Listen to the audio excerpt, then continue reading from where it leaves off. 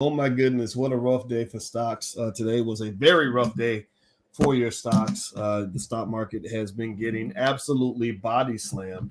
And so I'm going to come in here and give you some perspective on what's going on in the market, why your stocks took a nosedive today. And so get comfortable, buckle up your seatbelt. We're getting started on the Black Financial Channel right now.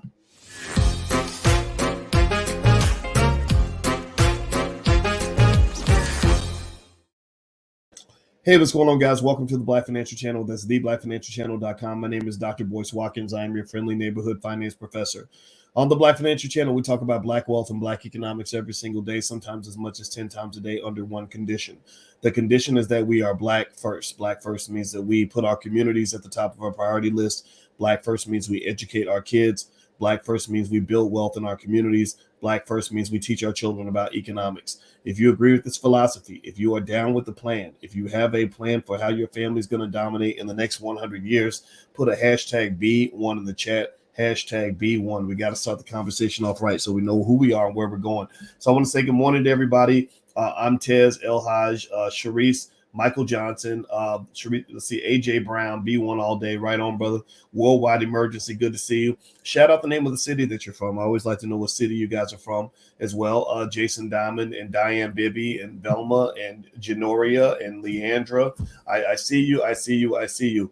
Hit the thumbs up button. Thumbs up, thumbs up, thumbs up. All right. So how many of you got your butt kicked today in your stocks? How many of you kind of felt a little bit sad when you kind of looked at your portfolio? If you did, join the club.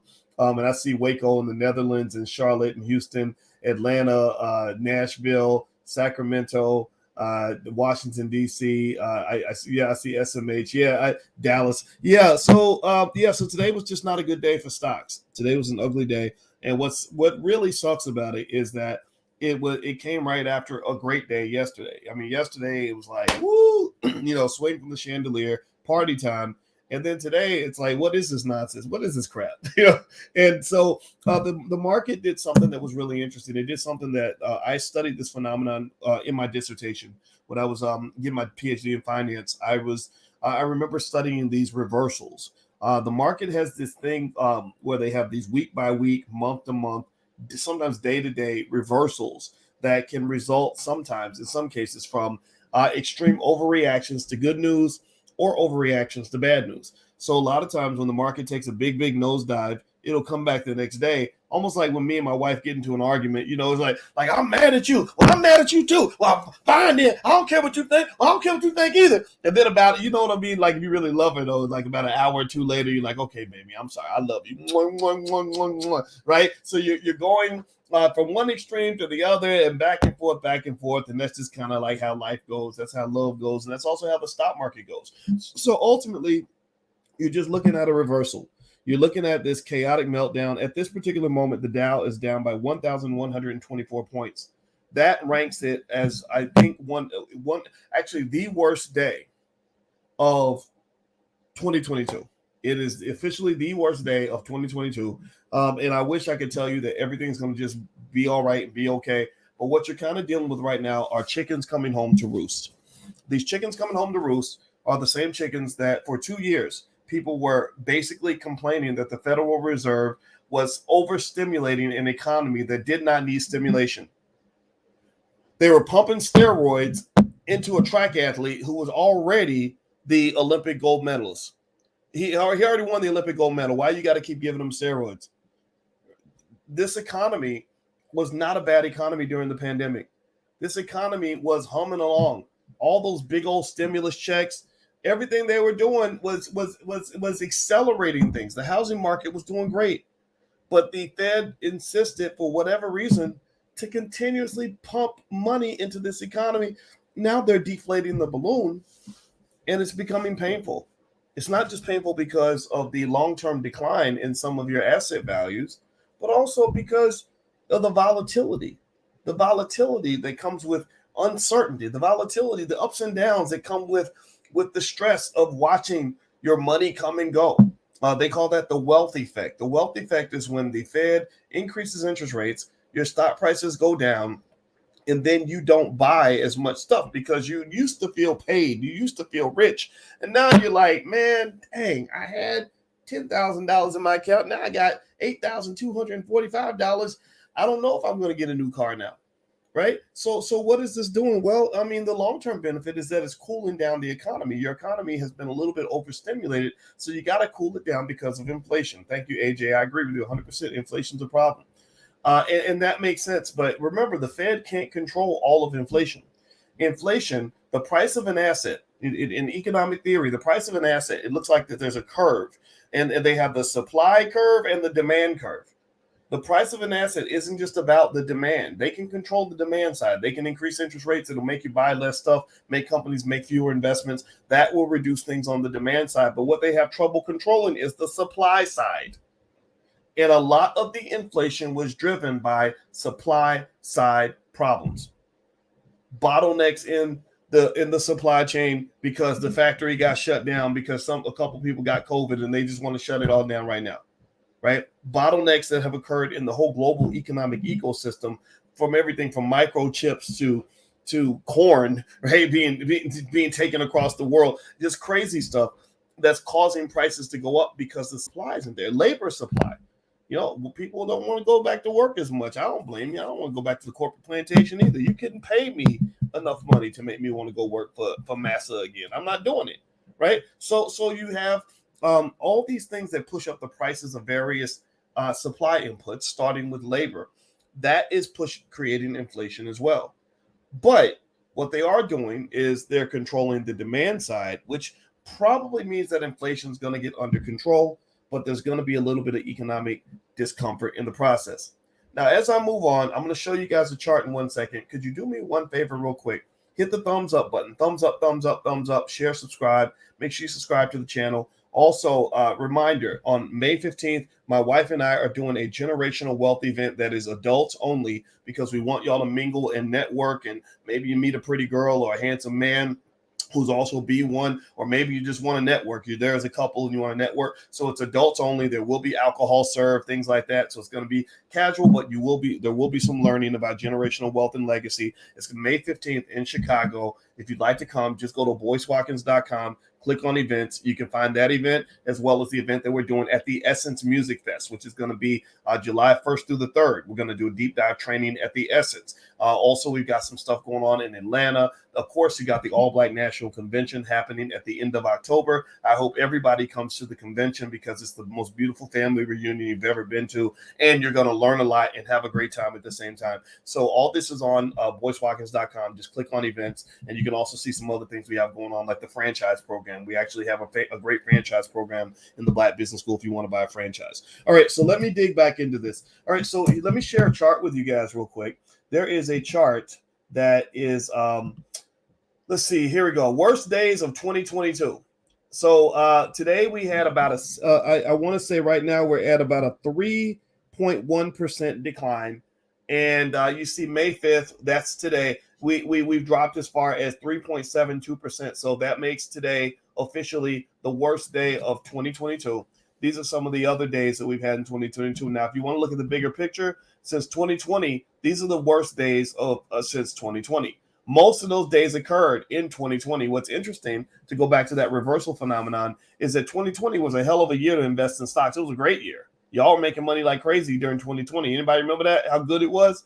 And but even in 2020, you had some of your biggest dip years. And really, 2022, what's happened today doesn't even fit in the top 5 or 10 of since 2020. So this is a bad day, but it's not the end of the world. A lot of the money that you're losing today is money that you made yesterday. It kind of sucks, like they say, it's better to have loved than to have lost and to never have loved at all. I don't agree. I think sometimes it's better to have loved to have never loved at all, because the only thing worse than never getting something is to have it and have it taken away from you. So I feel your pain, and I'm very sorry that you're going through this. The other thing that's probably happening here, in my view, is that there's probably some profit taking. What tends to happen is that when the market goes up, people start saying, okay, this is a great time for me to go ahead and get out of this stock that I wanted to get out of anyway. I got some of my money back. I'm gonna go ahead and sell. So maybe there's some profit taking happening. This reversal is shocking because it's so powerfully overwhelming. It's almost nonsensical. It makes no sense, because yesterday the market rallied on the Fed chairman Jay Powell's announcement that he was going to do a 50 basis point increase in interest rates. They say, great, buddy. We knew that's what you were going to do. You're doing exactly what we expected. The market likes that. So they rallied as a result of that. And then the very next day, you have a complete crash, which is really, really weird. That's like somebody saying, good job. You did a great interview. You have the job. Can you start on Monday? And then the next day they call you and they cut you out and say, you're the worst candidate I've ever interviewed. I would never hire you in a million years. And you're like, what is wrong with you? You schizophrenic weirdo. So the market right now is schizophrenic and crazy. The market is acting very weird. This doesn't make a lot of sense. The experts, I pay attention to what the experts are saying. I'm always taking in ideas and information to try to understand what's going on. Nobody really understands this exactly. This is just a truly phenomenal day that you're witnessing. And I just encourage you to just be consistent and be patient and hold on. And I believe over time, everything's going to be okay. So ultimately, at the end of the day, that's what's going on in the market right now. What I'll do is I'll keep you guys posted on what's happening. I did read an interesting article the other day, just as a little bit of a side note about these streaming services. Right now, and this is something I kind of expected for quite a while, is that Disney and Netflix and Paramount and other streaming services are now starting to realize that they can't keep spending billions of dollars every year on content anymore. There's just too much content. There's too much of a battle for your attention. You're being pulled in every single direction by all these shows that they're dropping out there. How many of y'all feel that way? How many of y'all feel like there's just too many streaming services and too many new shows and too much stuff going on? Does anybody ever feel like exhausted and overwhelmed by all the crap that's on Netflix and Paramount and Hulu? And anybody feel that way? Like at first, it was kind of like a gold rush. These companies were all like, yeah, if we stream and we can get that monthly recurring revenue and get the subscribers and we can go make all these great movies and we got to be the best one and get these, and it's great. But then eventually it's like, man, it's just too much. Me and my wife get overwhelmed. We do. We're like, I can't keep up with all the shows I want to watch. There's too many and I can't spend my whole life watching TV.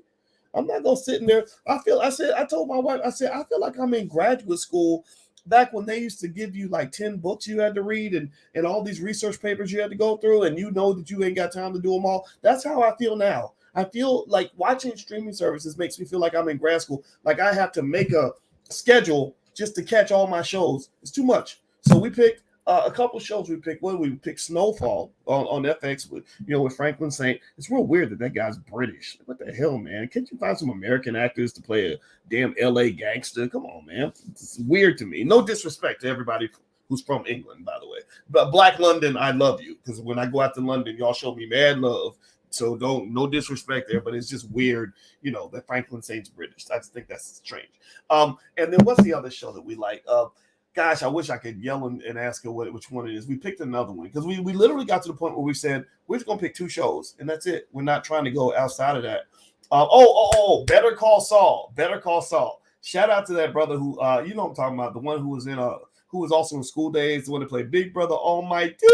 So I can't remember his name. I don't have his name in front of me. One of the best actors of all time. He's right up there with Jeffrey Wright in terms of just having this amazing resume and extraordinary talent. He really makes the show. He plays Gus on the show, and I hope that they give him his own show. But anyway, so those are the 2 shows we picked. We picked 2 shows because there's too much happening at once, and it's just messing with my ADHD. I can't take it. Too much.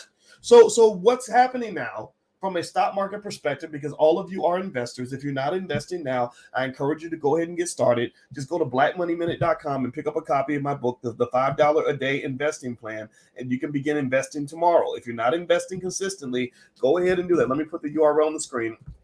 But from an investor standpoint, what I can tell you is that you're going to probably see some hammering away. There's the URL where you can get the free ebook.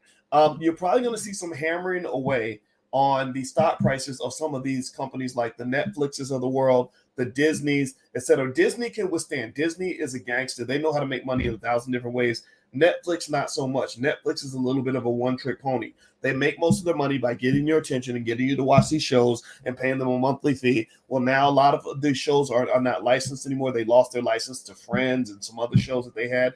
And because these companies were taking their shows back because they were like, well, why would we license it to you if we can just put our own streaming service up and run it ourselves? So Netflix, the stock has been hammered pretty bad though. So there may be some real value there. But over time, I think that what's happening with these companies is that they're starting to realize we can't keep bleeding money to get subscribers.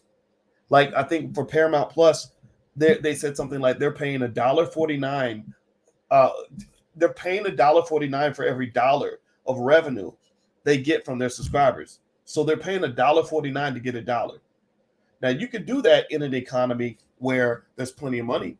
If the banks are loaning out money, money's cheap like it was for a very long time, you can do that. You can just go borrow $10 billion and spend 5 years losing money, and it's okay.